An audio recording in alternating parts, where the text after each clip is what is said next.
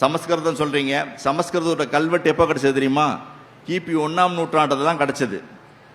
ஹத்திபாடாங்கிற இடத்துல தான் முதலில் சமஸ்கிருத கல்வெட்டு கிடைத்தது. ஆனால் நம்முடைய தமிழி என்று சொல்லப்படுகின்ற கல்வெட்டு பார்த்தீங்கன்னா தமிழ்நாட்டில் கிட்டத்தட்ட கிமு 600 கல்வெட்டுகள் கிடைக்கின்றன.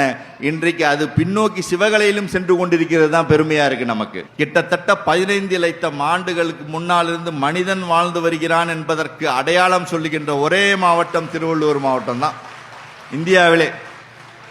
சமஸ்கிருதம் என்பது என்னைக்குமே பெண்கள் பேசக்கூடாது என்று ஒரு தடை விதிக்கப்பட்ட ஒரு மொழி.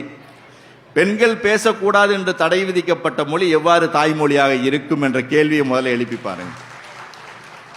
ஆனால் கடவுள்கிட்ட பேசுவதற்காக உருவாக்கப்பட்ட மொழி இன்று உலகத்திலே முதன்மையான மொழி, இந்தியாவிலே முதன்மையான மொழி என்று சொல்லிக் கொண்டிருக்கிறார்கள்.